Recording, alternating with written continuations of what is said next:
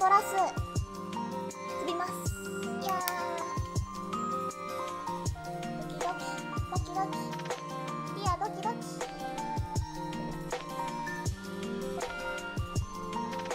いしょ、お待たせしました。始めていきましょう。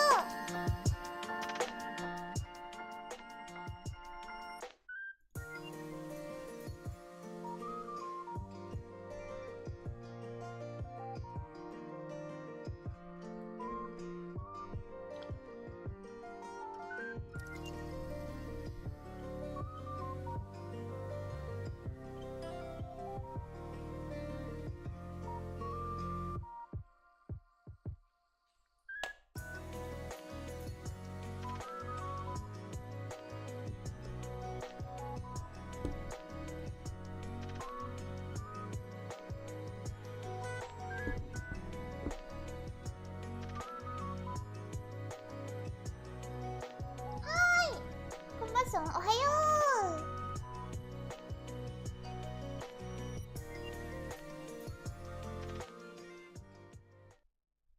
おはりやです。皆さん来てくれてありがとうございます。おはりやー、おはりやー。ちょっとじゃあ音入れますね。May Cryer. She wrote to her to the moon and the stars. 聞こえますかね？大丈夫かな？ Rosie named that after that Rosie, of course, and they are both. おはようございます。They both embody inspiration, strength, hope, and determination. A famous World War II icon and Boeing factory worker who helped build planes at just 17 years old, Rosie the Riveter recruited scores of women to enter the workforce in record numbers. Today, Boeing continues its rich history of recruiting, supporting, and developing women. I can personally attest to that. And as of last year, women made up more than 24% of Boeing's workforce. Now, let's talk about some of the other cargo going up. They will also be taking NASA cargo with them, food and crew going up for the current expedition crew, and then we will be bringing back about 600 pounds of NASA cargo from the ISS. We will also be taking some commemorative items from the organizations that play a role in Starline's development, including Star Liner OFT-2 mission patches and other unique items that will orbit. And then later we'll be able to give those back to 14 historically black colleges and universities. So pretty cool for someone to have something tangible to be able to say this was once in space. Our teams are activating the service propulsion system right now for launch. Sort of like priming your engine, making sure things are ready to go. ちゃんとね、スターライナー用に服を着替えてきておりますので、お披露目したいと思います。見て見て、こんな感じで荷物みたいなの入ってるみたいですよ。あと、マネキンみたいなのも入ってるのかな、さっき言った。でね、ブルーチームっていうふうにたまたまよく聞こえるのがね、クルーというか、周りでいろいろやってる人たちのことです。見て今日はこんな感じで、シュワシュワつけてきました。どんな感じか見えるかな。スカートにね、シュワシュワがあるんだわ。見えるかな。見える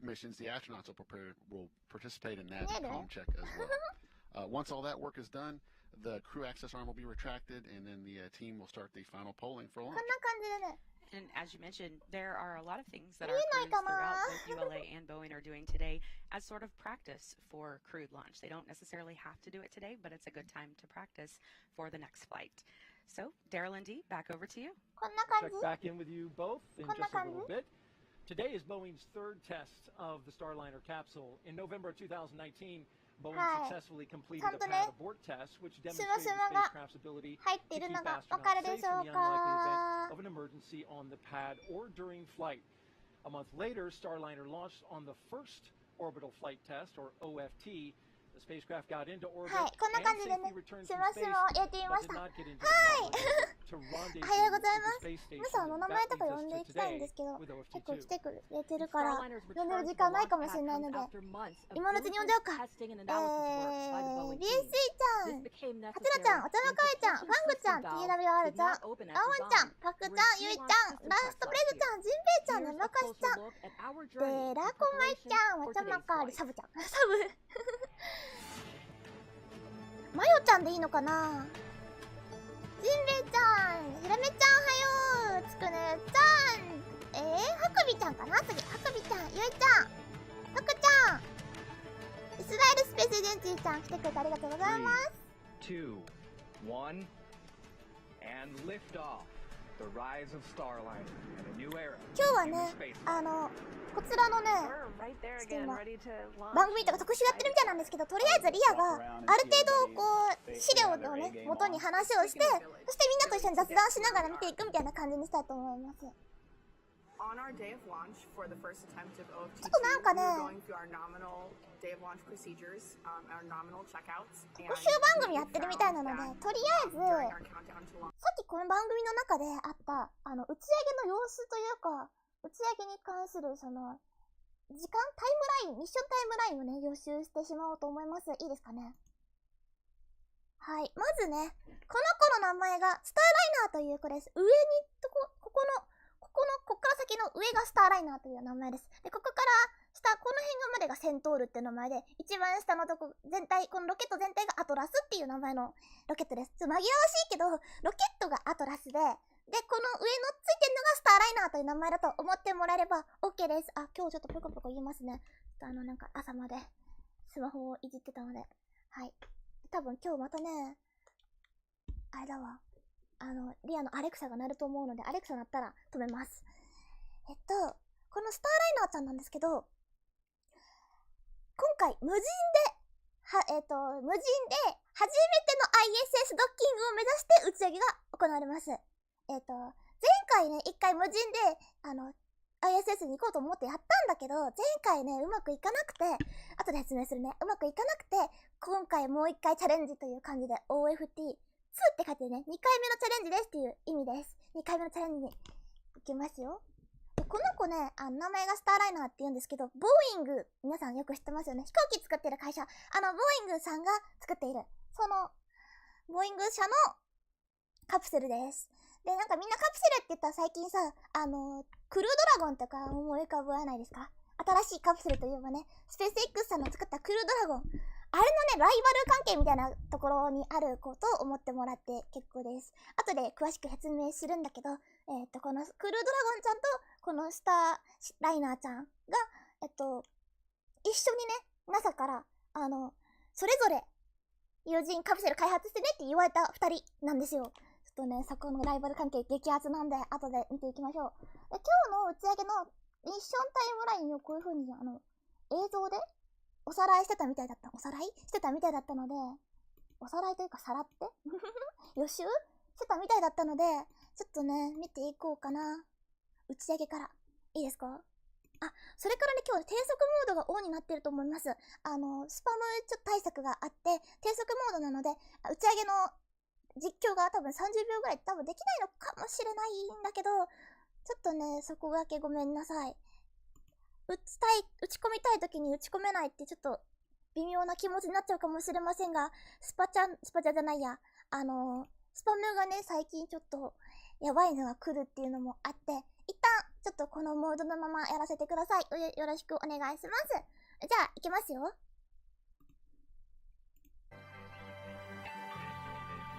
かっこいい。これがスターライナーちゃんですね。打ち上げがあった後、リフトオフ。その後にロールじゃない、ヨーピッチを少しだけ調整が始まりまして、その後12秒にロールが始まります。ロールっていうのはこう機体を回転させる方向の向きですね。くるくる少し回してあげます。飛ぶ方向に向かって飛んでいくのでね。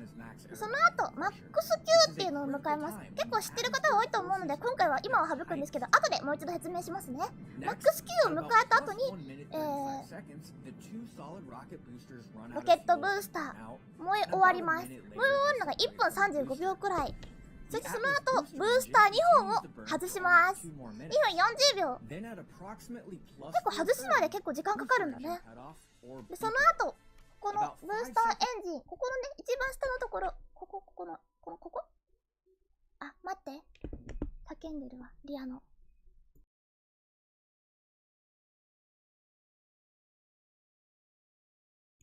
はい。で、この一番下のブースターってところが燃え終わって、その後ここがカットオフじゃないや。一番下のブースターがカットオフされて、その後ここがね、切れます。これがブースターセパレーションですね。分離しました。で、分離した後上のところ、次こっちが分離しますよ。頭のね、カバーが取れます。カバーが取れた後に、ジョーダンエンジンっていう、ね、名前なんですけど、セントールっていう名前のこのエンジンが燃え始めて、この間のスカートっていうんですけど、これのエアロパーツが分離します。いつもと結構見てるやつと違うかもしれないから予習がね、はかどりますね。かわいいなぁ。この後12分にメインエンジンが止まります。そして、このセントールっていうのが外れて、こっち飛んでいきます。After a 16-minute coast, Starliner ignites 4 of its orbital maneuvering and attitude で、31分後にオービタルインサーションマニューバーって貼ってますね。これが軌道投入用のマニューバーっていうのは姿勢変更みたいな意味かな。とりあえず燃え始めるのが31分だとリアは理解したんですけど大丈夫かな。こいつ自身についているエンジンもあるので、それでどんどん燃えていくという感じです。全体的には打ち上げからだいたい30分ぐらいでここのね軌道投入が終わって、今日の夜に、日本時間の今日の夜にISS にドッキングができるという感じみたいです。あとね、特集番組やってるんですけど、リアここのとこはね何も予習してきてないというか、そりゃそうなんだよね。生放送だからちょっとね、リアの作ってきた資料をもとに説明をしてもいいですか？あ、もしよかったらね、来たらグッドボタンを押してもらえるととっても嬉しい。グッドボタンを押してください。お願いします。お願いします。So it separate and then start flaring off? That's how most local launches work. Launch America, I thought this was gonna be 何？ Unnamed flight? ローンチアメリカって書いてた？どっかに。眠気で忘れないうちにグッドボタンよろしくお願いします。グッドボタンということで、説明資料を召喚しましょう。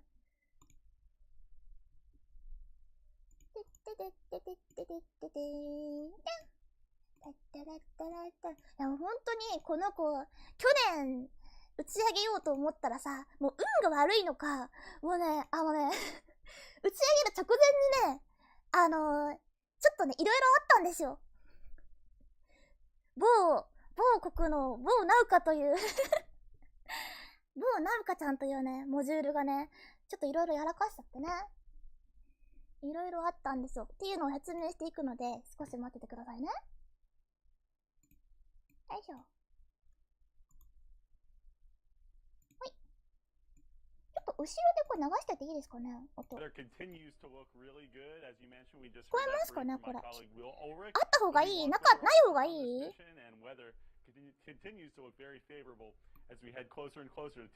大丈夫かな？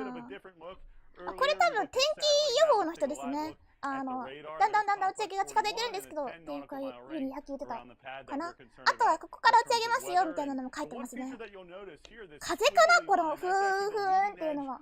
風っぽいですね。じゃあちょっと待って。これをちょっと最小化しておこう。最小化じゃない。この辺に置いておこう。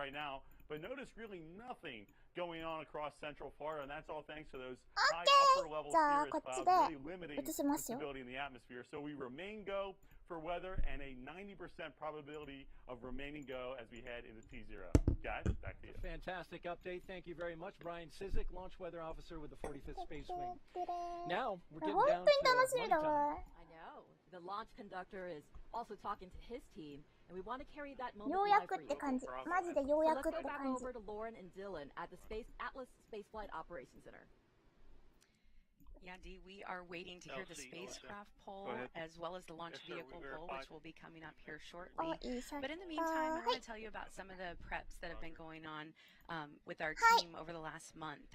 Our team has been cycling through Starliner's isolation valves every few days since it was fueled up about 20 days ago. やっぱ消すわ。ちょっとね、集中できなさそうになっちゃうから。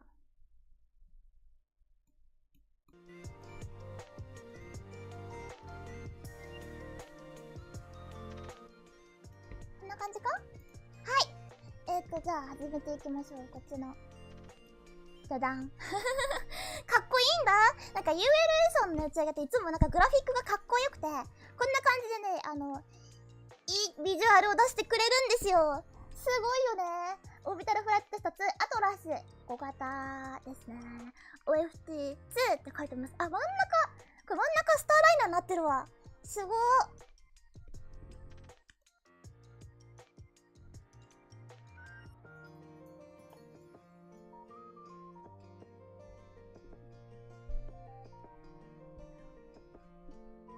はい。で、この OFT-2、なんかめっちゃ紫だったから今日も、リアね、ここに紫色を入れてるんですけど、気づきました？ボーイングの青と、この青と紫色がね、両方入ってる、そういうロゴになってるんですよ。ちょっとね、毎回考えてるんだよ。で、こういう風になってて、これかな？はい。まず、打ち上げ予定日、今日ですね。現地時間は19日の夕方頃ですね。夜かな？ 6 時とか7時とか言ってたかな？現地時間は違うか。さっき朝なってましたからね。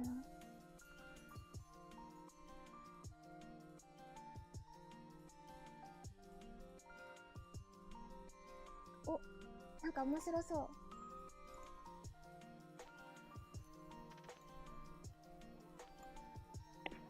Flight STC MSR Manager, this is Slick on Launch Ops. This time we'll conduct our CST-100 poll for terminal count. Report readiness to support terminal count when prompted. MSR Manager. カウントダウンが始まったかな？ターミナルカウントダウンが。レディーって書いてますね。さっさと行きましょう。Flight. Let it go. CST-100 is proceeding with はい、 final 打ち上げの場所がね、 configuration. All これ、 operators 皆さんよく知ってるケープカナベラル宇宙基地というところから打ち上がります。場所がね、アメリカの左端ここなんですが、右端東端っこにあります。なんかスペース X が打ち上げてるのはここと、あともうこの辺とかですね。で、ここが ULA がよく打ち上げてるところです。いつもアトラスが打ち上がってるとこと同じですね。41番、SLC41 番ってところから打ち上がってます。Sure, Lauren. So those once で、 that こ polling の is done, the CST100 next ス poll ターライ will ナ be ー open なん up です at けど、 I こ want の to say 子ね、名前が CST100 と言います。100 っていうのはなんかカルマンライから取ってるみたいですよ。 And that will be ULA launch director Lou Mangieri, who's going to collect those from the spacecraft mission director. 宇宙100キロからだから、そのカルマンライから取ってるらしい。で、このスターライナーっていうのは、よく最近見てるクルードラゴンと、このスターライナーっていうのがライバル関係みたいな感じで、NASA がね、前、有人宇宙船を誰か作ってくださいって言って、公募して、それで作ってもらうとこ決めたんですよ。で、何回か決めたんだけど、最終的に残ったのが、ここと、あとスペース X のクルードラゴンっていう感じです。で、クルードラゴンはもう先にね、有人飛行を完成させていて、で、この子は今後追いみたいになってるっていう感じですね。この子以外にもね、いろいろ飛べなかったね、有人飛行には惜しくも行けなかった子とかもいて、そういう子もね、今はね、無人の輸送機としてちょっと使えないかみたいな感じで開発が進められています。そういう子の話はまた機会があればしたいと思います。よろしくね。羽が生えたスペースシャトルみたいな可愛い子がいたりとかします。で、この子はね、現在無人のテストが最終段階です。今回無人のテストに成功すれば、次は有人、人を乗せて打ち上げることになります。今回やることは、飛ばして ISS にドッキングして、そして着陸して帰ってくるっていうところですね。超楽しみですよ。超楽しみ。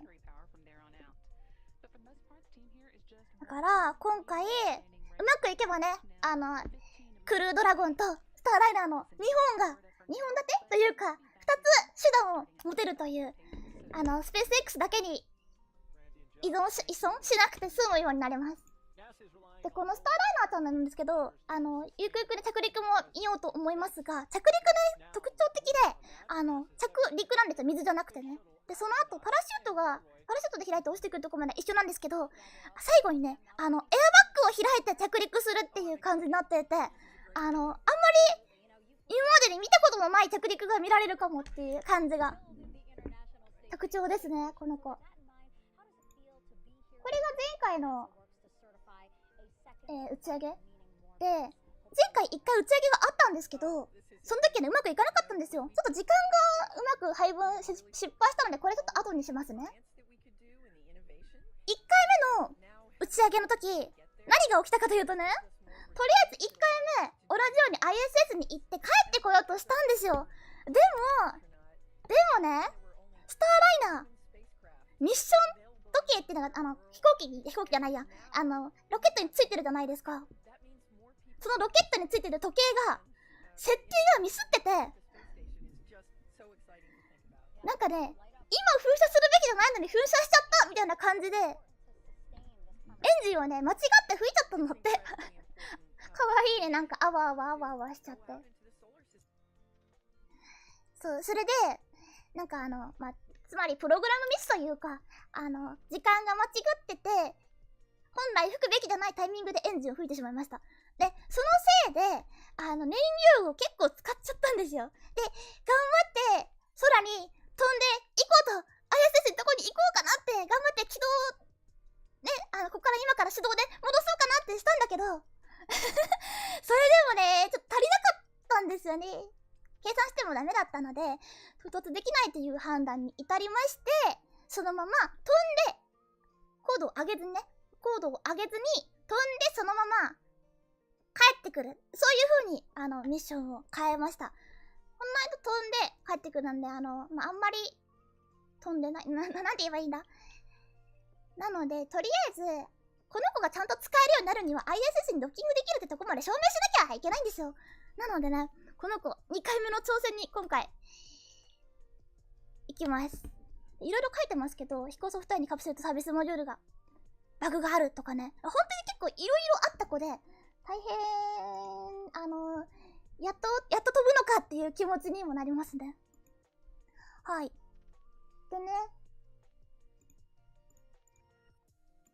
前回、さっき言ったら去年打ち上げが予定されていたという風に説明したと思うんですけど、去年の8月頃に打ち上げがちょっとあったんですよ。実際、あったというかごめん。これの8月頃にこの2回目の OFT-2 というのが予定されていたんですが、いろいろあって延期になってました。それの説明を今度はしますね。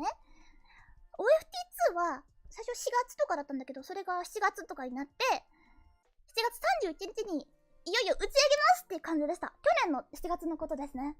けど、その直前に7月30日かな、前日に打ち上げられた、ロシアモジュール、ナウカっていうのを覚えていますかね。ナウカモジュールっていうのが打ち上げられて、ISS にドッキングしたんですよ。で、その ISS にドッキングしたナウカモジュール、何を間違ったか、スラスタを間違って噴射しちゃって、機体がね、500度ぐらい傾くっていうなんかわけわからんことになってしまって、機体がごめん、ISS 全体がぐるっと回転するみたいな、500何十度だったっけ、560度だったっけ、めっちゃぐるぐる回ってしまってっていう事故が発生してしまったんですよね。で、ISS からするとさ、もうさ、何ってなるじゃん。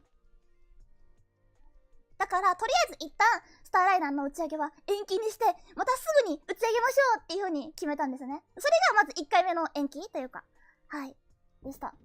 このナウカモジュールっていうのも、なんか20年ぐらいだっけ ?10 年結構、ずいぶん前から飛ばないってなってて、ようやく飛んだ子なんで、本当にね、今年はいろいろ長年応援していたミッションが動いてみんなも楽しいよね。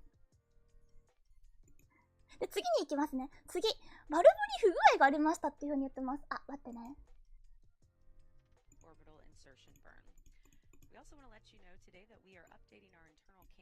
今、アクセスアンナが取れましたね。クールアクセスアンナが取れ始めました。540度、ありがとう !540 度だって、ごめんね。いや、ここに書いてなかったから忘れちゃっててさ。はい。ごめんね、2ワードになってしまって。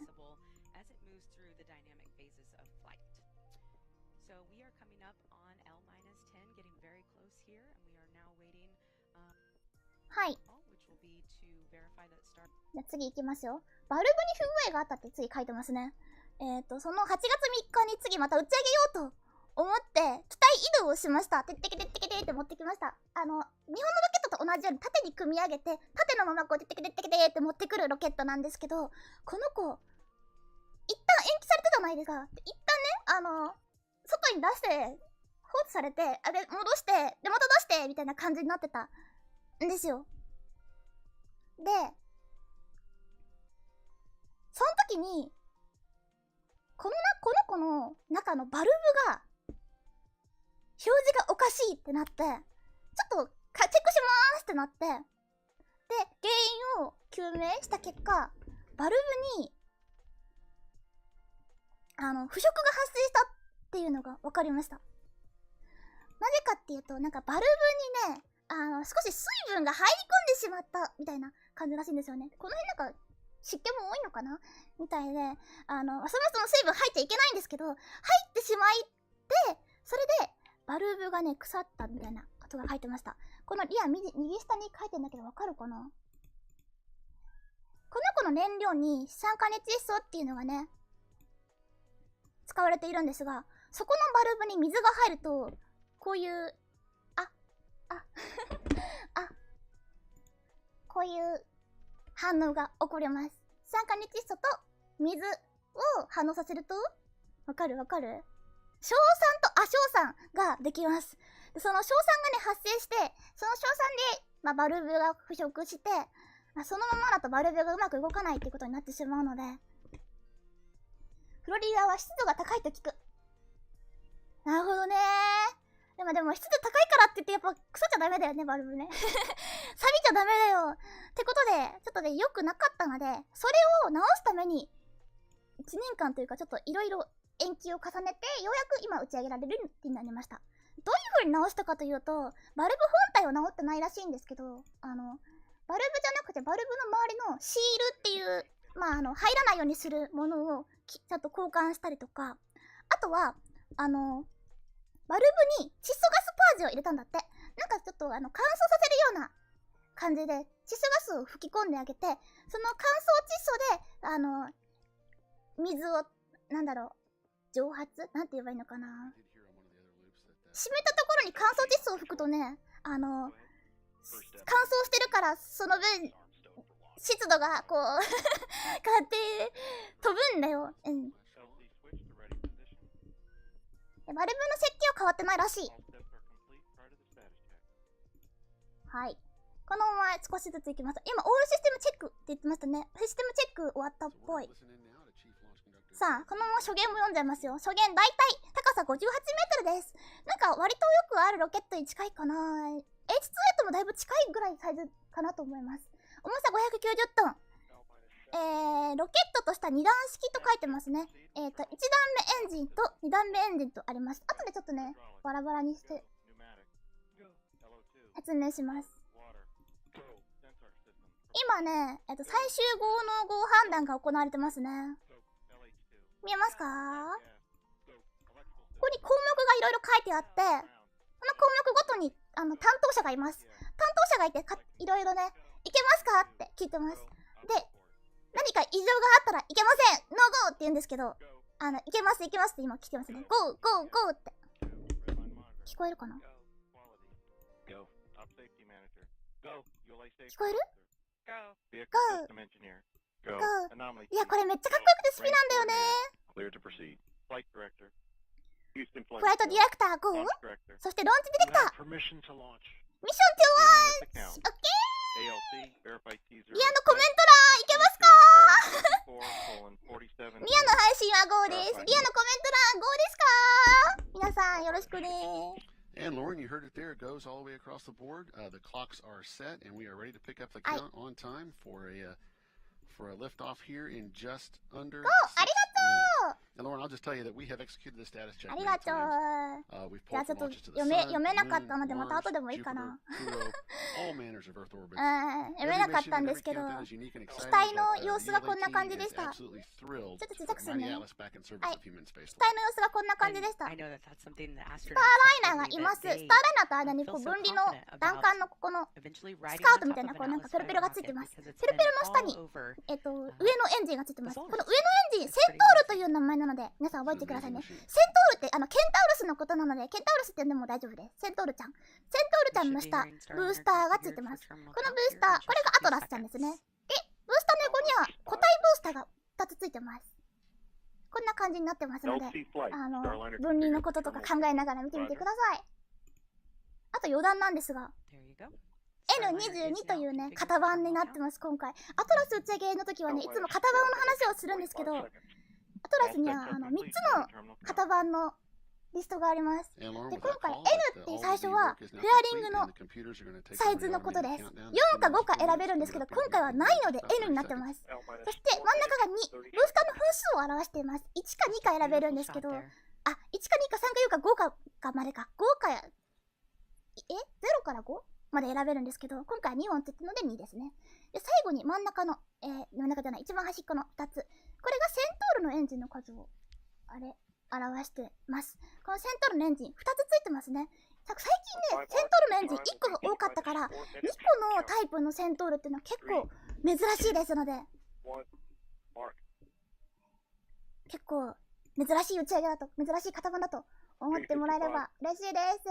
あとはね、飛行計画についての話とかが載ってるんですが、全部話しきれなかったので、とりあえず飛行計画はさっき説明した通りなので、打ち上げに行きましょうか。質問とかあったらね、いつでも投げてください。結構早口で喋っちゃったけど大丈夫かな？まあみんなとなら多分大丈夫でしょうと思いますが。3分前ですね。ごめんね、ほんとにギリギリになっちゃって。ドッキドッキドッキドッキ。おはようございます。おはようございます。間に合った。よかったー。あと3分で打ち上げだよって言ってこようかな、じゃあ、ツイッターの方にも。あ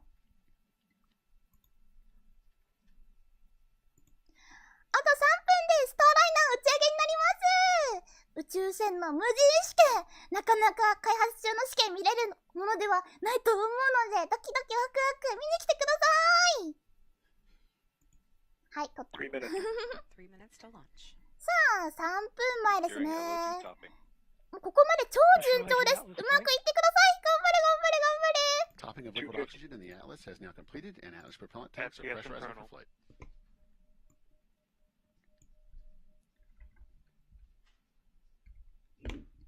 頑張れー、超頑張れー。めっちゃ応援してるから、マジで。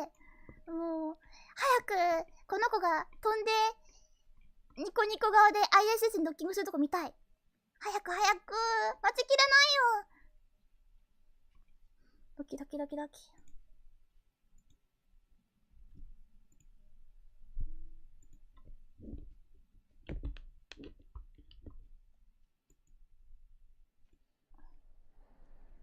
音ちっちゃい？オッケー、開けとくね。音大きくしたので、びっくりしないでくださいね。音、鼓膜の用意をお願いします。鼓膜の予備の用意を。よろしくお願いします。今、ちょっと音量上げたので。これぐらいにしてます。Securing Centaur LH2. どうかな？大丈夫かな？ Securing Centaur LO2. リアと同じぐらいの声の大きさにしたはずです。Centaur hydrogen and oxygen are now at flight level, and topping is being terminated. 140. 140! あと1分40秒! STSR. 79人の同説ありがとうございます。ドキドキー。おっきいうるさいごめん。どうしたらいいの？これくらい OC is armed. 難しいって。難しいって。リアよりちょっとちっちゃいぐらいにした。これでいい？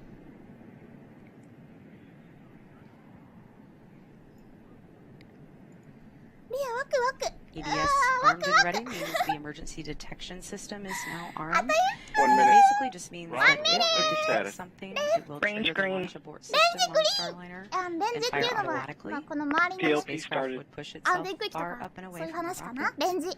We're talking a mile up and a mile out in just a matter of seconds. We certainly don't expect to see that today. リアを知ると世界が平和に。 40. Alice at flight press. リア、ワクワクワクワクワクワクワクワク。 30. 30 seconds. 30秒 !30 秒 !30 秒 !Let's go! Status check.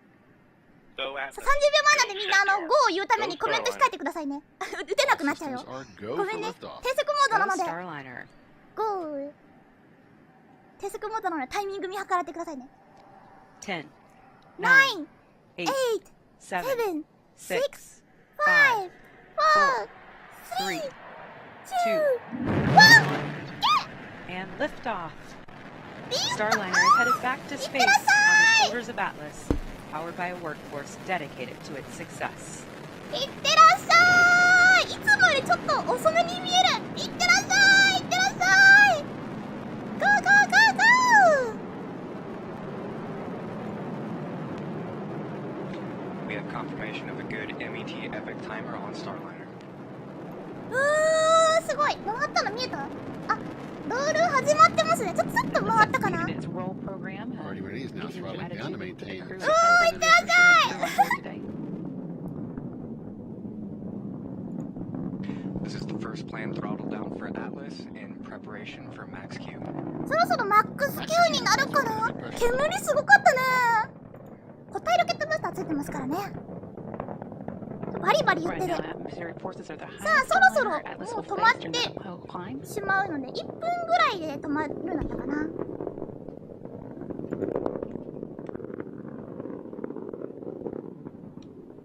Mach 1, い Atlas い感 5 じ is いい感 Starliner じ。 now マッハ super 1っ safe. て言いました。マックス Q を迎えたかな。 Vehicle now throttling up. Up next, in about 20 seconds, Starliner's 2 solid rocket boosters will run out of fuel and burn out. さあ、そろそろバンアウト。この2つのね、エンジン、ソリッドロケットモーターがバンアウト。バンアウトは燃え終わることですね。カットオフって言わないのとは、バンアウトっていうのはね、固体ロケットだから言うことです。バンアウトは燃え尽きるみたいな感じかな。 We have burnout on both SRBs. Good crew module forward link connection. Already ready is throttling back up to full thrust. 液体ロケットではバンアウトっては多分言わないと思いますね。そろそろ Now 終 that わ we る pass the solid か rocket な。 booster 止まったか burnout, な。 you'll soon see those 2 solid rocket boosters separate from the vehicle. バンアウトして、もう少しでセパレートから2分ちょいで分離だったので。いいぞいいぞ。頑張れー。 Atlas 5 now weighs just one half of what it did at launch, burning propellant at a rate of 2,800 pounds per second. さあ、分離。すごい。外れてさ、 And we have こう indication じゃ of ないんだ。 SRB 飛んで jettison. さ、こうなったよ。今見た？こんな風にも取れんの？こうやってさ、こうなったよ。SRB 取れました。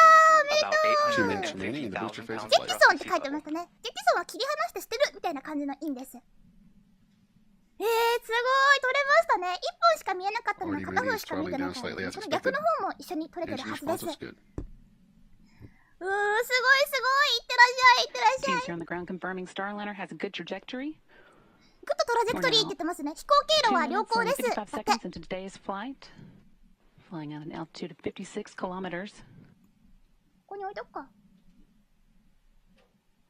あった方がいい字幕。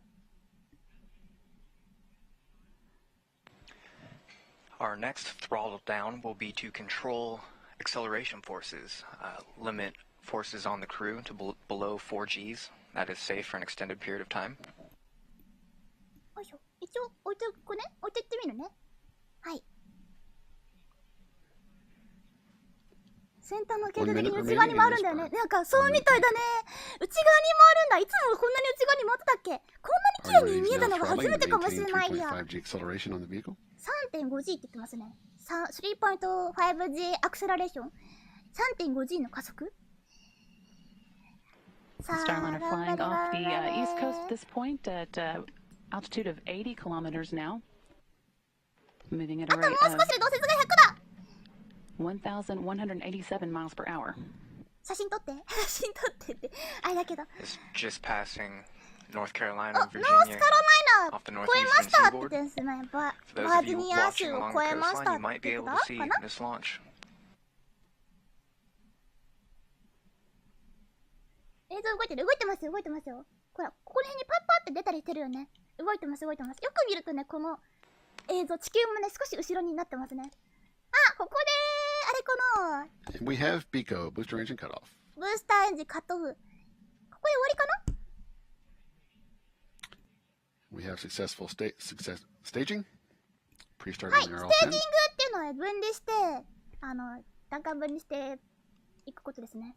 これ間に頭にあったこのカバーを外しました。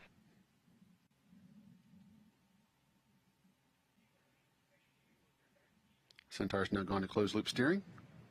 Just passed through several milestones. Teams here on the ground reporting that all are looking good. Ascent cover jettison there that provided that aerodynamic structure to the top of Starliner, protecting the docking equipment during ここに ascent. ついてたスカート部分というか、エアロパーツですね。蓋が取れましたね。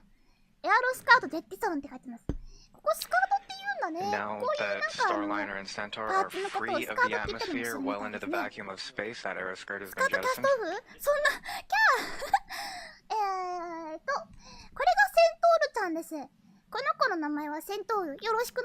ケンタウルスっていう名前だけど、なんか日本ではセントールって言われてますね。あと、さっきも言ってたけど、2個ついてるので超珍しいですよ。あんまり2個ついてるの最近見ないですね。型番で言うと551とか、411とか、なんかそういうのをよく見るんですけど、最後の桁が2なのはあんまり、いや、見たことないかも。Now 6 minutes into today's launch, Starliner continuing to accelerate up the North American coast. Everything going smoothly so far. Starliner and Centaur have been ticking through their ascent milestones right on track, including the booster stage separation, Centaur ignition, and aeroskirt jettison. A number of status calls we'll be listening for in the next several minutes, but if all continues to go well, the next major milestone to watch out for is the main engine cutoff, when Starliner will be officially in space. さあ、メインエンジンカットオフの話してましたね。ちょっと待ってね。これをつけてっと。で、これもつけてっと。メインエンジンカットオフは、11分かな。なので、ここから11分まで、ずっと吹いてますね。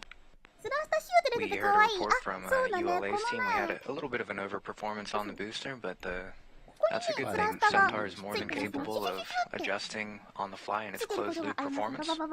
スラスターシュシュシュシュシュって。リアのこれもスラスターかもしれない。Centaur pressures are stable. セントールプレッシャーアクティブって言ってるかな。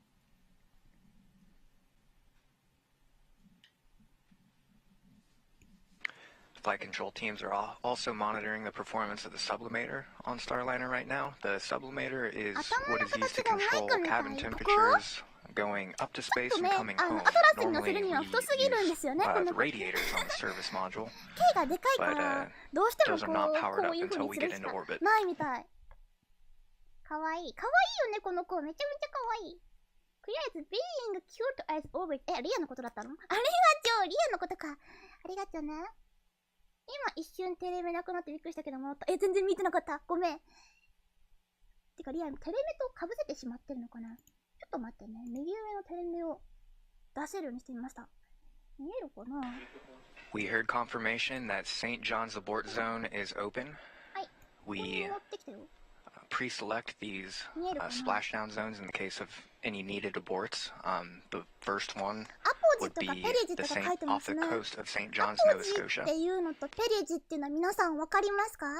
We just heard the flight dynamics officer report everything is pretty good. 一番遠い点と一番近い点を近地点、遠地点っていう風に言います。楕円を描いて、一番遠い点と一番近い点がね、できちゃうんですよ。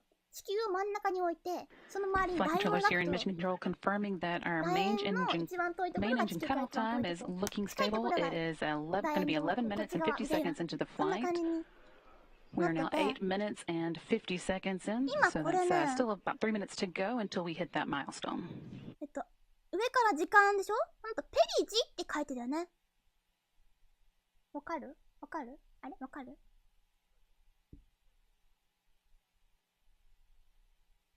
見える？リア見えない。ちょっと見えない。マイナス3000になってるかな？で、このペリジっていうのが、今ね、どんどんプラスになってきてるの分かりますかね？で、このアポジっていうのが153キロ。多分大体それぐらいのとこを今飛んでる。152？って書いてた。多分今の高度も大体それぐらいなのかなと思います。うん。で、アポジっていうのが Now one of the next calls that we will hear is that the Shannon abort zone will be open. Now, you can see on your screens that Starliner is making its way up the North American coast, just starting to go into the Atlantic Ocean, northern Atlantic Ocean. We pre-plan our flight trajectories, so we would not abort a crew into the middle of the ocean. They'd be near enough to land for quick and speedy recovery. So we're still in that St. John's abort zone. Expect to hear that Shannon open call coming. And we just heard that call. Shannon now open, so Starliner could potentially make that abort landing off the coast of Ireland now if needed, but so far no reason to think it will be. Starliner currently 153 kilometers above the Atlantic Ocean, and that's about 95 miles. 今ね、ロケットはこういう感じでこう描いた軌道に乗ってます。あいさ、地形があるじゃん。地形から打ち上がったロケットは最初ね、めちゃくちゃ増速をします。めちゃくちゃ速く飛ばないと衛星になれないっていうの聞いたことある。そろそろカットオフされますね。エンジン止まります。今頑張って We are 11 minutes into today's flight. こうなってしまう Centaur and Starliner are passing Mach 23. Mach 23.3 and counting. もうちょっと止まれって言ってたけど。Altitude of just under 150 kilometers. 150km だって。今高さが 150km の軌道を飛んでるらしいです。ここ見て見て見て。アポーチが今130ぐらいですかね。ペリチがね今マイナスでしょ。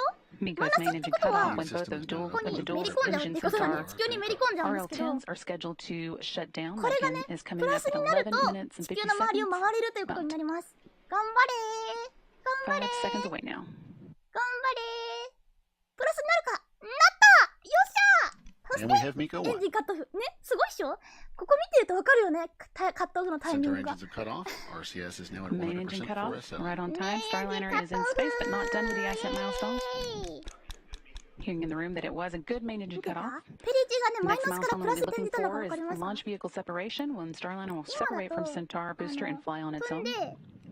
こうグッて地球にめり込んでしまう軌道をね描いてたんですよ。 Even after that happens, we'll have about 15 minutes until our final major milestone in today's ascent, the orbital insertion burn that will raise perigee, our low point of Starliner's orbit out of the Earth's atmosphere.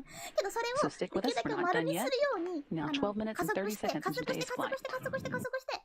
こうだったはずの未来をこう横に伸ばしてあげて横に伸ばしてあげて横に伸ばしてあげてついに回れたみたいな、そんな感じ。We just heard our Atlas console position report a spacecraft separation for 1450 after launch. これで Still about 2 minutes away. これで Now right とりあえず ULA teams アト are ラスさんと confirming セン that トールちゃんの Centaur is 役 in 目 a は good 大丈夫そうっ configuration ぽい for ですね。 separation, making あと sure はこの that スター all ライナーちゃんが pressures in the tanks are stable 燃料を噴射 and してく it れる will か be どう able かですよ。 to conduct a proper disposal burn プラス later. の未来よかったね。よかったね。おっしゃる未来じゃなくてよかったですね。 Flight control teams here in the room are moving to their insertion checklists. 思ったよりもだいぶ低い軌道ですね。いつもね200キロぐらいの高度に投入する衛星とか見てきたと思うんですけど、だいぶ低いように思いますね。ある意味ここから本番ともそうですね。前回はここまで多分うまくいってて、この後に失敗してしまったのでね。切り離し成功で打ち上げ成功ですか？そうですね。打ち上げ成功の定義がちょっと難しいんですけど、ロケットの打ち上げ自体は切り離し成功で成功と見ていいと思います。60 seconds to spacecraft set. Centaur has now achieved its あと separation attitude. 15かな？あ、違う。Just under a minute now to go until the launch vehicle separation. The team here on the ground reporting that Starliner and Centaur are both ready for it. この後、打ち上げた後にこのスターライナーという宇宙船がうまくいって ISS に着くか、そしてそこから分離がうまくいって帰ってこれるかってところが今回の見どころになってます。打ち上げ自体は分離すれば成功となります。30 seconds to Starliner separation. 30秒前だそうですよ。打ち上げ、あ、じゃないや、分離まで。But used to be gray, now they feel like か？なんて書いてんだ？スターライナーの軌道調整がうまくいくっていうのが本番。そう、こっからが本番ですね。さあ、分離ですよ、そろそろ。10 seconds to separation. あと10秒かな？ 6、5、4、3、2、1、0。And we have confirmation of Starliner separation. おめでとう。今、インクリネーション50ミロって書いてますね。これ、軌道傾斜角って言うんですけど、50ミロ覚えておこう。おめでとう。とりあえず分離だ。よしよしよしよし。やった。とりあえずアトラス。お疲れ。セントールお疲れ。お疲れ、セントール。For a smooth ride to space, and thank you, Dylan, for your help on that ascent commentary. 頑張ったね。頑張ったね。頑張ったね。イエーイ。With that milestone behind us, the next one we'll be watching for is that orbital insertion burn. That is going to raise the perigee or the low point of Starliner's orbit out of the Earth's atmosphere, putting it in space for its full orbit. That's an important milestone to reach. It's going to be a 45-second burn. It'll change Starliner's velocity about 85 meters per second or 190 miles per hour. And that's going to be coming up at the 31-minute mark in today's orbit. We're now just under 16 minutes into today's flight, so still about 15 minutes to go for that. So there's a number of things that flight controllers are working on right now. They're transitioning Starliner from its launch mode over to its orbit mode. That includes powering up things like antennas, heaters, and those radiators that I mentioned earlier. ライナーちゃん、本体の燃焼が始まります。それがね、うまくいけば、失敗しなければ、変なタイミングで吹いたりとか、 We have good targeting for orbital insertion, a good forward command link, and a good MET epoch timer. 大丈夫です。まだだよって言ってて、そうそう、宇宙型ね、セントールはお疲れ様でした。ここからがまだまだ本番ありますからね。31分までちょっと見てみましょうか。なんか質問とかあったら一緒に答えたりするので、もしよかったら見てみてください。ここからスペースクラフト2ちゃんがペイロード使い。ねえ、初めてのお使いですよ、初めてのお使い。この子のね、ナンバーがね、But some other things that are 2 powering 番 on なんですね。 include 前 those 回の propulsion 時 line 確か heaters 3番だったので、なん when かひっくり返ってるんですけど、こ in の子は the 2番で初 vacuum め of てフライ space ト and す in る the 子に Earth's なると shadow, it 思い gets ます。 quite cold 名前は around まだない。 -250 我が輩 degrees, は so we ス want タ to ー make ライ sure ナーであ those る。名前 propulsion はまだ lines ない don't って感じ freeze. らしいので、この後もしかしたら名前がつく And かもしれませんね。 the radiators are those little small silver discs you might be able to see on the side of the service module. If you remember your high school physics, the only way you can get rid of heat in a vacuum is through radiation. これコードですね。 And so that sublimator will be powering down, and the radiators will be taking care of the heat management for the rest of the flight until we get ready to come home. これピッて上がってるの多分終わったからだと思いますね。 Some things that you also might be seeing on your screen are some RCS jet 落ちていくの activations. かもしれないけどよくわかんないや。 Those are just helping to target for that orbital insertion burn. ベロシティアルティチュード。ベロシティ、リレーティブベロシティ。 And at こ about っちが高さで、 L plus 23, the team will transition Starliner into what's called fine pointing mode, or thrust align mode. So those jets that you see firing will hold a very specific attitude, which is exactly the attitude that we need for that orbital insertion burn, as Brandy mentioned earlier. We want that 85 meters per second of delta V to be going in exactly the right direction.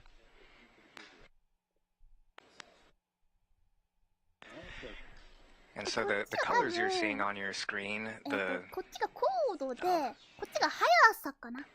速さというか。 The colors you're seeing on the screen are indicating Starliner's track right now. Starliner is currently coming up on the coast of Europe and is about 224 miles, 139 miles, 224 kilometers above the Atlantic Ocean as it makes its way to the topmost highest part of this orbit. It will be heading southeast over Europe and a little bit of Africa in the next few minutes as it begins its journey to start catching up with the International Space Station. Again, one of the major milestones coming up in preparation for that is the orbital insertion burn, coming up at the 31-minute mark in today's flight. We're now just over 19 minutes in. なんかグッドボタン小じきみたいになってますけど、いや、言うのはいいことだとリアは思ってるので、グッドボタンちょうだいください。お願いします。地球もほら、そう言ってますよ。グッドボタンください。グッドボタンください。グッドちょうだい。グッドちょうだい。グッドちょうだい。はい、グッドちょうだい。それとも、あ、なになんかどうし、何一瞬見たんだけど、待って。ち待って。ちょい。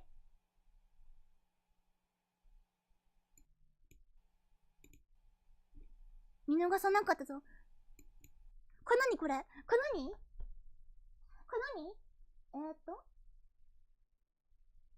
なんだ ?X キロメーター、Z キロメーター。軸かな？機体の軸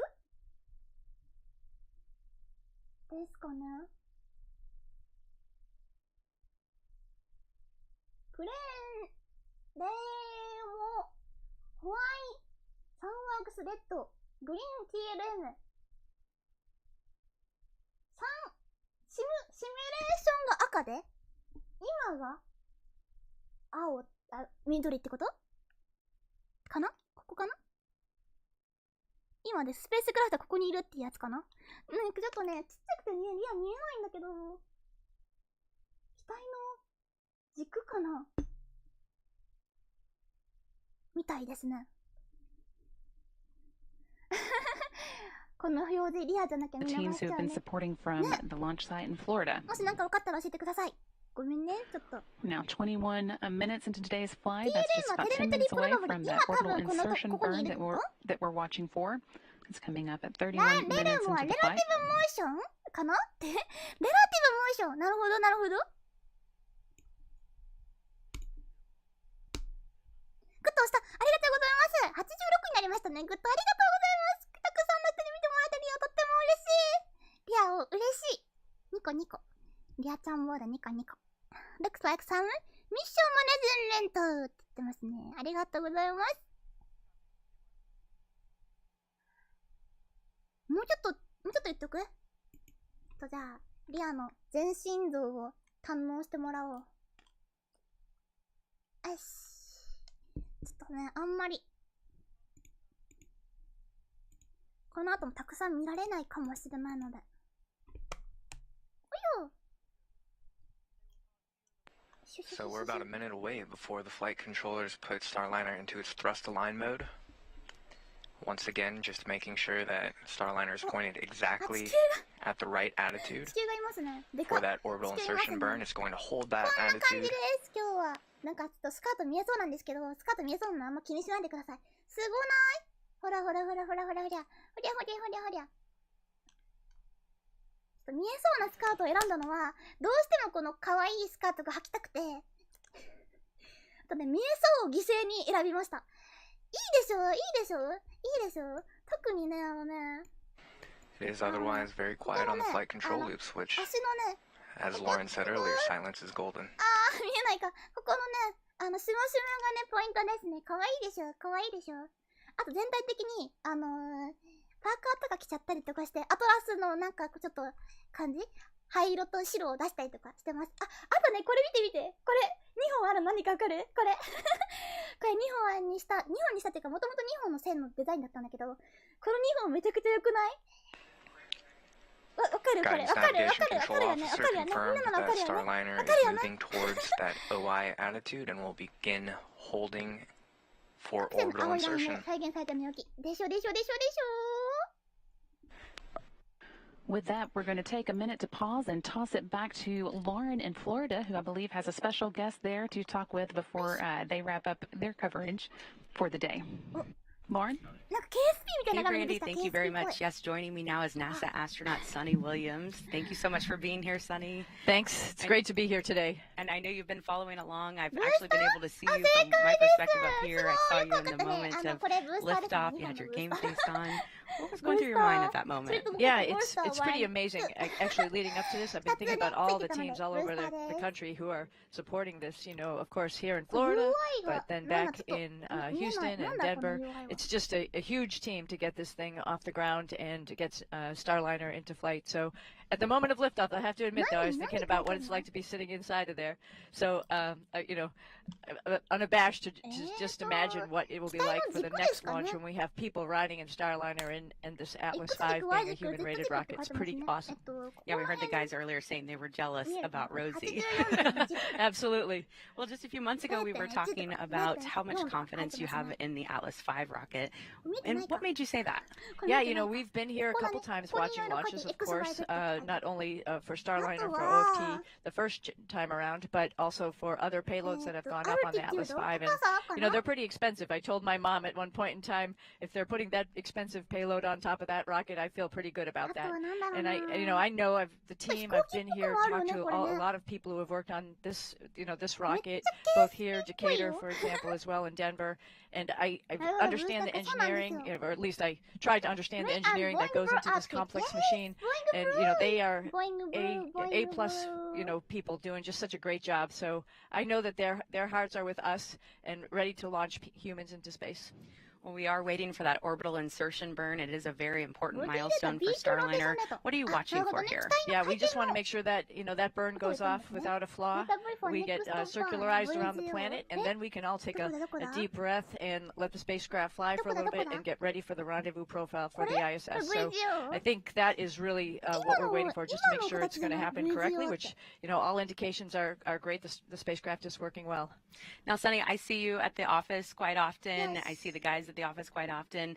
You guys really have worked closely with the people who have their hands on this spacecraft day in and day out. What does that relationship mean to you?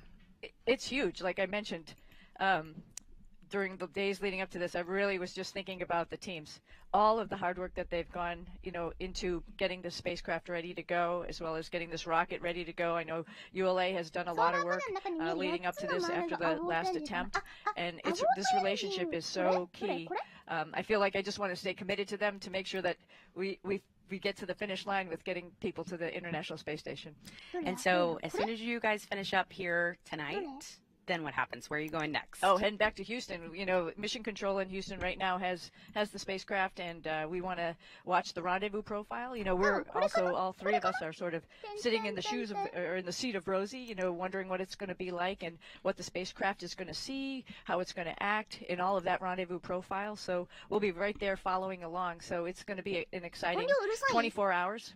I'm racing back. I'll be home tonight to be able to be in Mission Control in some capacity watching. Just like here, watching and can you tell us much about what would happen between now and crewed flight? What kind of training do you have to go through, and what kind of things are we going to be working on with Starliner? Right, so this mission is going to prove, you know, we're going to learn stuff. Not everything is going to go 100% correct, right? We learn stuff every time we take something to space, and so we're going to take those lessons learned from this mission and apply it to the next launch, which is the crewed flight test. But even beside for that, we have testing that we're ready to go do. We have the crew validation test, which is coming up this summer, where the three of us will be in the spacecraft, you know, in the suits, in the seats, checking out the environmental control system, checking out the ergonomics, making sure we fit, we're ready to go. We also will be working with the software folks, looking at all the displays, making sure that all the displays tell us the right information, and we understand it correctly, and we can work with Mission Control with that. So there's a lot, and then, of course, there's training with the control team. The control team, we've had some training with them, but they've been working on it uncrewed version, and now, you know, us little pains in the neck are going to be sitting in there talking back to them. So we're going to work through all that choreography of how we're going to work together in the spacecraft. ということですね。そうそうそうそう、それが言いたかったんですよ。皆さん伝わりましたかね、さっき。マイナスからプラスになっていったみたいなところ。伝わってたら嬉しいです。And we're going to continue to follow along the loops here at the ASOC and wait for that orbital insertion burn, which is basically when Starliner will be up in orbit, hanging out until we're ready to start the rendezvous process and docking tomorrow. So for now, that's it for me and Sunny, and as well as Dylan Rice here in Florida. And we'll get you back over to Brandy and Josh. しようと思います。Thanks so much, Lauren. And great to hear from Sunny. We're now just about 2 minutes away from the orbital insertion burn. That, again, is going to be a 45-second burn. It's going to raise the perigee or the low point of Starliner's orbit out of the Earth's atmosphere and get it into a stable orbit. And after that, we'll begin checking out the critical control systems before tomorrow's docking.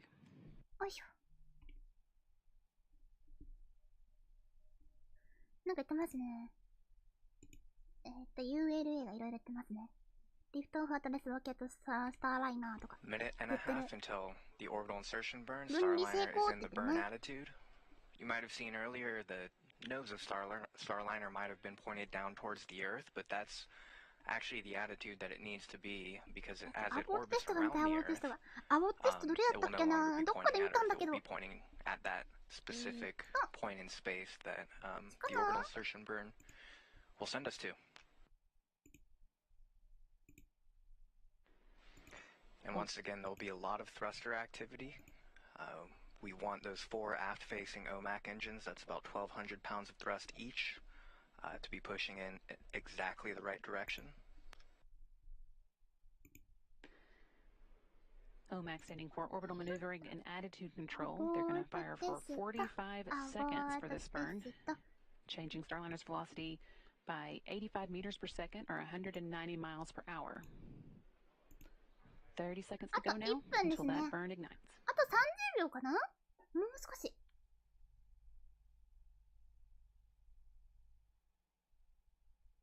下側高度が高い方かな。いやそうだね。上が50って書いてて、下が250って書いてるので、こっちが高度が低い側で、こっちが高度が高い側っぽいですね。100、0、50、50、100、250。Orbital insertion burn starting in 5, 200か、200、250って書いてる。9、1。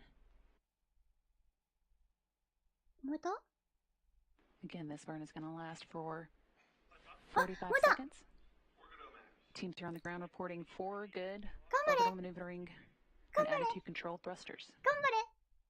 頑張れ！頑張れ！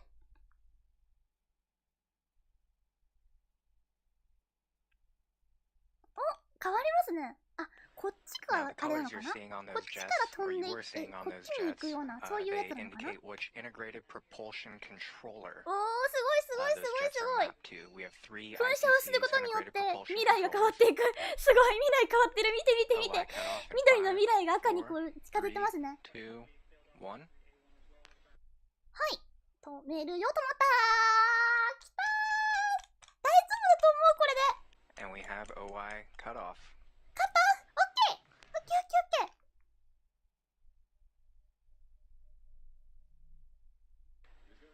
ー。And Swapping forward and backward. どっち？あ、こっちもこっちも出てるように見えたね。なんかね、スリアもそう見えた。後でちょっと確認してみようか。And we have confirmation from Flight Director Mike Lammers. We have a good orbital insertion burn. グッドオービタルインセーションバーンって言いました。軌道投入の燃焼が良かったと言ってるので、うまいこと言ったっていうことですね。This was a big hurdle to get through early on. We have a few demos to go on our way to the ISS. The ISS。さっきのね、コードがね、あれかもって言ってるんですけど、あれ、多分 ISS からの距離ですね、多分ね。リアも今気づいたんだけど、ISS からの多分距離を表してるグラフだったのかなと思います。あ、コメント書いてくれてありがとう。I can understand what the graph is probably something. And we have confirmation of a good OI burn. Once again, Starliner is in orbit, heading to the ISS. It's a major milestone to get behind us, but it is really just the beginning. We've got a number of demonstrations now that Starliner will have to go through ahead of its International Space Station arrival. ISS にまっしぐら。すごいすごい。うまくいったんではないですか、これ。ついに。VESTA stands for Vision-Based Electro-Optical Sensor Tracking Assembly. They're basically sensors that take measurements that Starliner uses for relative navigation. Starliner has 2 of them, and each contains 4 sensors. A camera with a narrow view, a camera with a wide view, an infrared camera, and a LiDAR unit that uses laser to detect range. あ、さっき未来を変える話しましたよね。ちょっと見てみましょうか。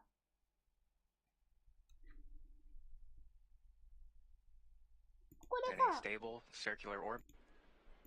だったよね。このまま燃焼、噴射しない場合は未来がこうでした。つまり地球に向かって落ちていくフライトでしたよね。で、今噴射することによってこうググググググって上がっていく方向に変わったじゃないですか。これって、そもそもなんでこういうやり方をしてるかってとこと関係があって、今、低い軌道で打ち上げてから高い軌道にこう上げていくっていうスタイルを取ってるのは、なんか低い軌道で何かあった場合に、すぐに軌道が離脱できるようになっているみたいです。ロケットがこう何かうまくいかなくて、こいつにね、何か問題があったりとかした場合に、すぐに地球に帰ってこられるように、低いところに一回入れてるみたいです。その後、何もなかったら、高いところにこいつの力を使ってグイーッと上がっていけるようになってるっぽい。だからそれもね、ちゃんと考えられた上でのやつでした。だからさっきさ、見たら地球にめり込んでいくような、こう、落ちていくような軌道が書いてあったのは、わかりやすかったね。プロジェクトリオーバータイムグラフミンシンクスってなんだ？That's right. With that last milestone safely behind us, we're going to say goodbye for the night. The Starliner team here in Mission Control will be monitoring continually as Starliner makes its way towards the International Space Station. Right now, Starliner is about 180 miles above the coast of Africa, heading towards the Indian Ocean. And since the next destination for Starliner is going to be the International Space Station, we're going to get an update from Gary Jordan down the hall in the International Space Station Flight Control Room. But that is it for Josh and I for the night. That was a great launch, and we are excited to see Starliner on its way. Gary? ドッキング配信があるので、ぜひとも見に来てください。ISS にドッキングするであろう。このスターライナーと OFT-2 を見ようと思います。時間に対しての軌道のグラフだと思う。ありがとう。さっきの距離じゃないのかな。ISS からの距離じゃないのかな。ちょっと一回見てみようね。止めるね。地球から見た。Tomorrow, be sure to tune in for our coverage of the approach and docking phase. When we get inside the approach ellipsoid or about a 2-kilometer marker from the station, we'll see a few critical demonstrations of the Starliner to verify some of the spacecraft's capabilities to keep astronauts safe. We'll see station astronauts command a hold of the Starliner, and we'll see the Starliner perform a retreat maneuver in the approach corridor. After today's successful launch, we're targeting to start our coverage of Starliner's approach to the station at 3:30 p.m. Eastern Time tomorrow for a docking scheduled for 7:10 p.m. The International Space Station crew is expected to host a welcome ceremony of the spacecraft to the station the following day. And we may get some peeks inside the Starliner. It'll be a busy week here in Houston during that docked phase of Starliner, and there's a lot to do. In the meantime, that'll do it for us here in Mission Control Houston. With that, I'll send it back to Daryl and Dee over at the Kennedy Space Center. Thanks, Gary. I'd like to thank the launch and flight teams across the country for making this day possible. But as you've heard me this time, we know this is the first of many critical milestones for this test flight. Once docked, the Starliner will undergo a number of checkouts, including battery charging, transferring files through the space station downlink, hatch open and close, and cargo transfer. 多分ね、ISS がよく見えることあるじゃん。空を。あんな風にISS とスターライナーがこう飛んでるように見えるってことかな。夜中っぽいか。あ、そうなんだ。いや、なんか4時、8時かと思ってた。夜中なの？合ってる？あれ？なんかリア別のものを見たのかな。じゃあ夜中に配信します。よろしく。Would love to see the back crossover to avoid at my spot. あー、空に雲があって見えないって言ってるね。And NASA, Boeing, and ULA leadership will be on hand to answer questions about the OFT-2 test flight up until this point in time. Until then, and then afterwards, you can find updates at nasa.gov. NASA.com 見てねって言ってるので、はい、皆さんもぜひとも見てみてください。NASA、コマーシャルクルー、ツイッター、それから NASA、Government Live、これをね、ちゃんとリアの元配信の方もね、ちゃんと見てあげてください。リアの配信だけじゃなく元の方にもいろいろ還元したいので、ぜひともよろしくお願いします。じゃあ、もう時間が結構ないんですよね、リアも。9時までには終わらないといけないので、さっき言ってたグラフを少し見てから、アボートテストを見て、そして、リプレイを打ち上げしながら、写真撮って終わる。だから多分、8時50分に終わらないとって思いながらやんないといけないですね。元配信って何も2話してました。ありがとうございます。2人続見てくれるとリアはとっても嬉しいです。これね、待ってね。ちょっと何があったのかな。戻る。ストップ。ボーイングスタイライナーローンチ。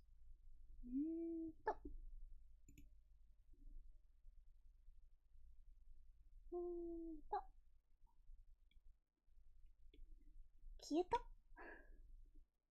たのかな。履歴。違う。あった。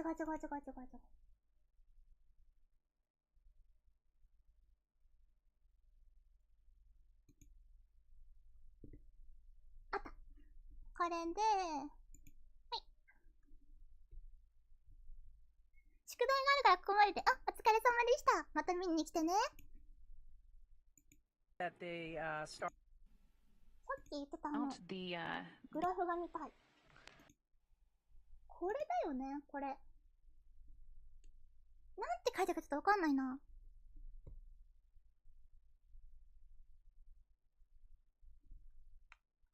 この辺にマイナス6500とか書いてますね。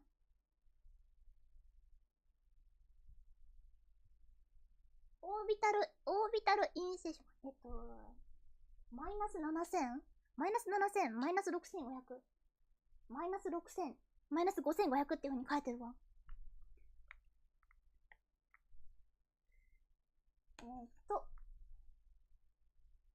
インプレーネルム。で、こっちはね、なんて書いてるかわかんないなぁ。250、100、150、50って書いてる。で、この後多分高さがぐるぐる変わってんのは回ってるからなのかなと思うけど。ドッキングは明日の朝っぽい8時10分。ちょっと待ってね。後で確認してもいい？ドッキングは。何が何時なのかよくわかってないんですけど、大丈夫かな？明日の朝なのかな？ごめんね。リアの下調べが悪かったと思います。失礼しました。あとでちゃんとやり直して、場所もちゃんとつけ直すね。枠の時間も直すね。はい。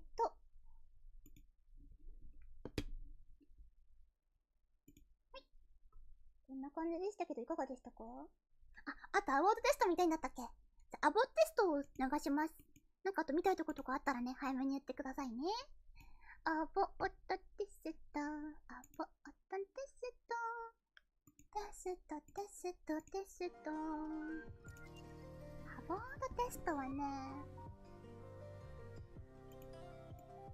ちょっと待ってて。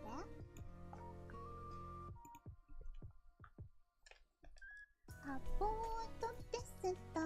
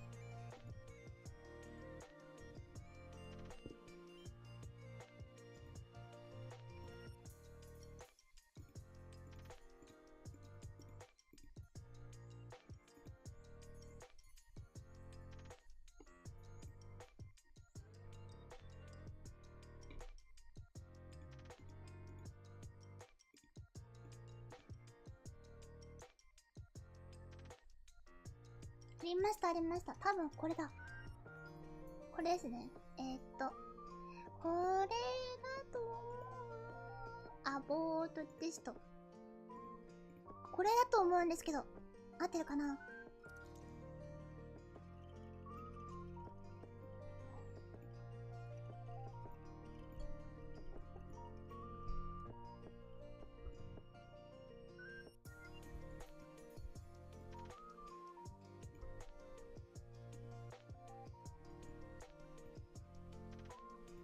？6, 5,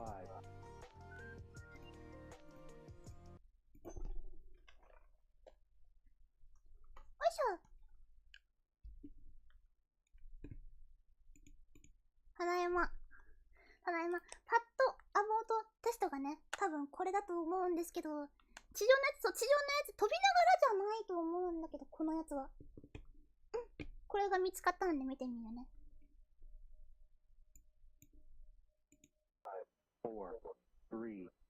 4、3、2、1、0。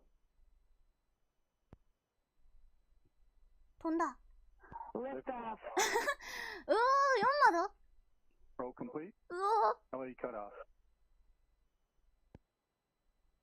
On track. Format cut off. Picture on. 燃えた。なんか燃えた。なんか燃えた。なんか燃えた。見えない。うまく見えない。うまく見えないが。なんか燃えた。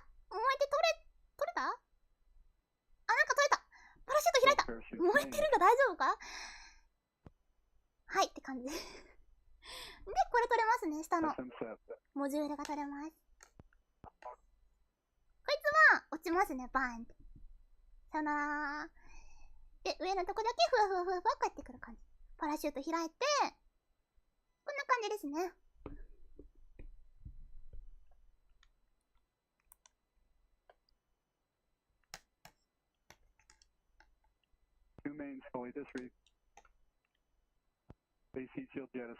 あ、出ましたね。ほら、エアバッグが出てます。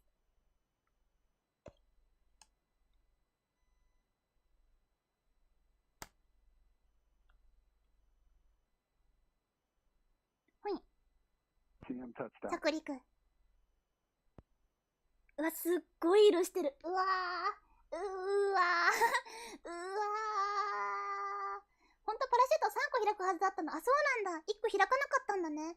なるほどね。大丈夫なのかな。こんな感じのスターライナーのテストがあったりとかしました。すごい色してますが。うわー、毒々しい。毒々しい。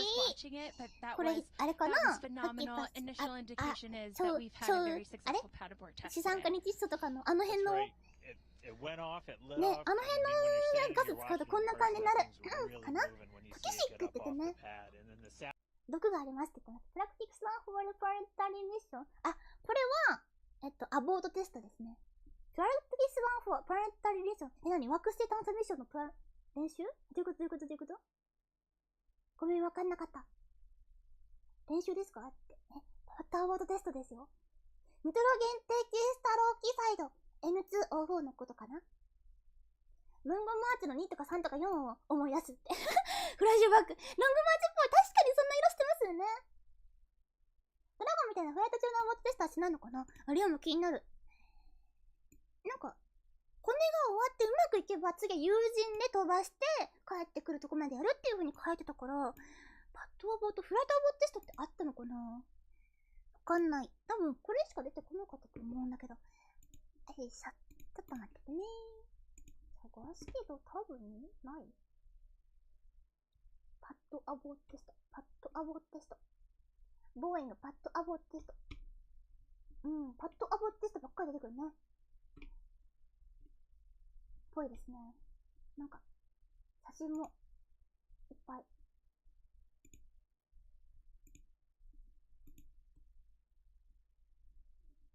ウィキペディアの写真がこんな感じ。ウィキペディアにこんな感じで載ってました。過去の打ち上げの写真。はい。こんな感じかな。あ、じゃあ、待って、前回の打ち上げを見てってしてると時間がなくなっちゃうんだって、どうしようかな。リプレイをするか迷うね。打ち上げの瞬間だけリプレイとかでもいいかな。あとは分離も少しだけ。本当にちょっとしかもう見れなくなっちゃってごめんね。時間がなくなってきました。どれだリプレイと OFT-2 と、これも見れるかな。よいしょ。わっ、消えた。どこ行った？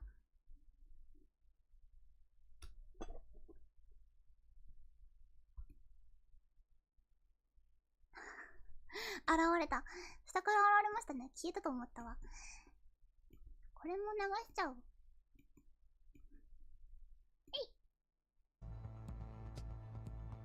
20 minutes away from through re-entry, which is really good. I feel the same way. これがね、前回の帰ってくる時の様子なんですけど、まあ、またこれは帰ってくる時に見たらいいかな。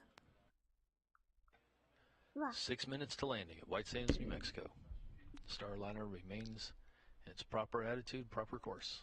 同じように、こんな風に帰ってきますよみたいな動画をね、後で見せようと思ってました。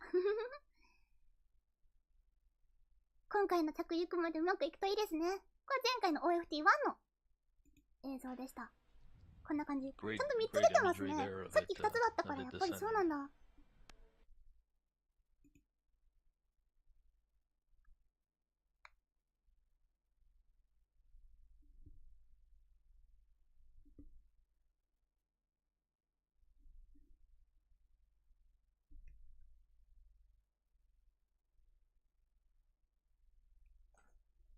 いしょ。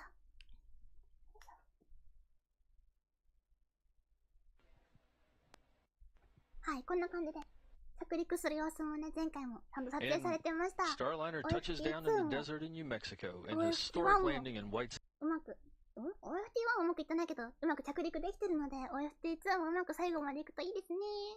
ということで、ラスト、打ち上げの瞬間を一緒に遡りましょう。時間がなーい。頑張れー。いやー、頑張れ。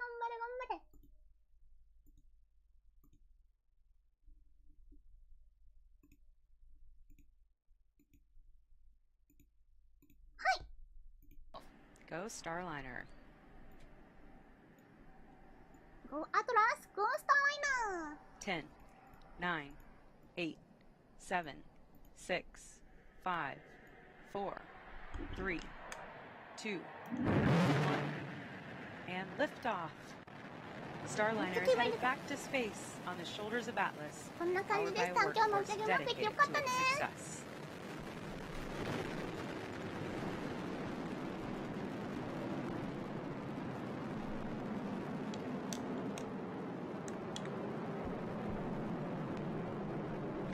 We have confirmation of a good MET epic timer on Starliner.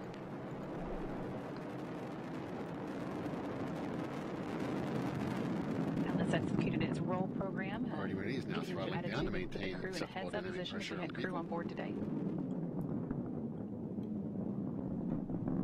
This is the first planned throttle down for Atlas in preparation for Max Q. Max Q, maximum dynamic pressure on the vehicle.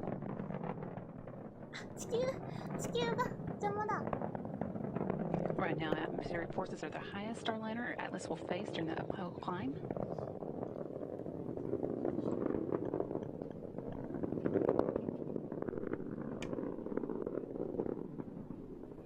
Mach 1, Atlas 5 and Starliner are now supersonic. Vehicle now throttling up. Up next in about 20 seconds, Starliner's 2 solid rocket boosters will run out of fuel and burn out.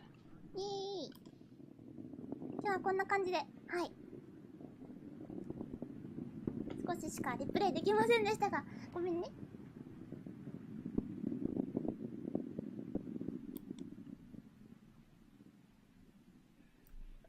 And we have burnout on both SRBs.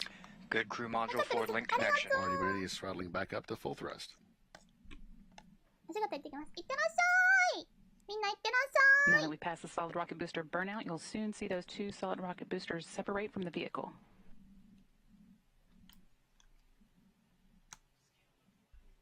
いいもの見れました。ありがとうございます。あ、間違って消しちゃった。おはようございます。今起きました。おはよう。今ね、もうね、打ち上げが終わって、うまくいったとこでした。Atlas 5 now weighs just 1/2 of what it did at launch, burning propellant at a rate of 2,800 pounds per second. このね、あ、めっちゃ面白いですよね。飛んで、後ろに、前か、飛んで、前に前転みたいな感じになって、めっちゃ面白い。バイバーイ。Atlas continues to ascend using solely the RD-180 engine.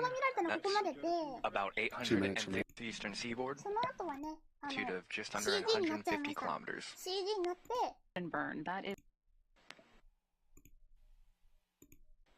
And ここまですっ飛ばしますけど、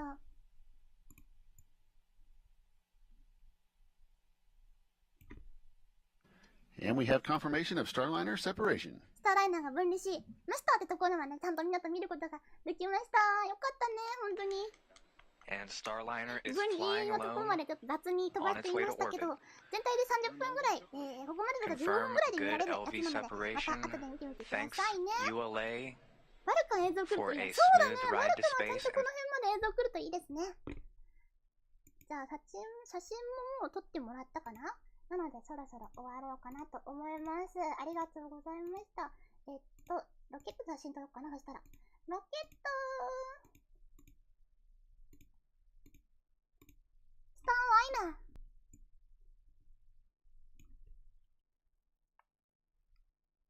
お疲れ様。いってらっしゃい、スターライナー。頑張れ頑張れ。イエーイ。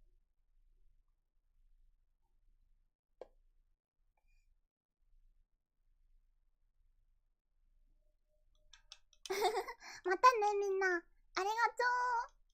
バイバイ。撮った撮った撮った撮った撮った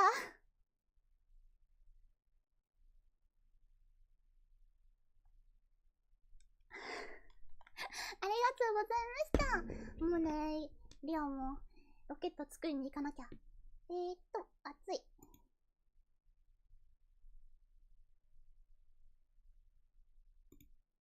Second.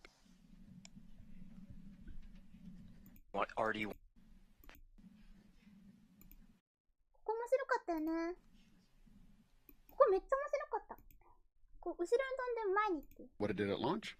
Burning propellant at a rate of 2,800 pounds per second.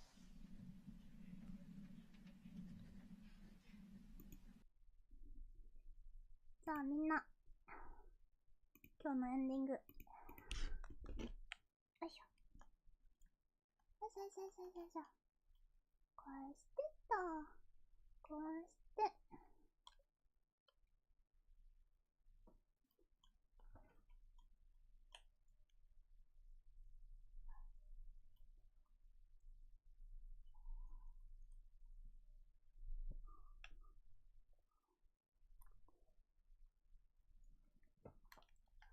こうして。お先に失礼します。バイバイ、ありがとう。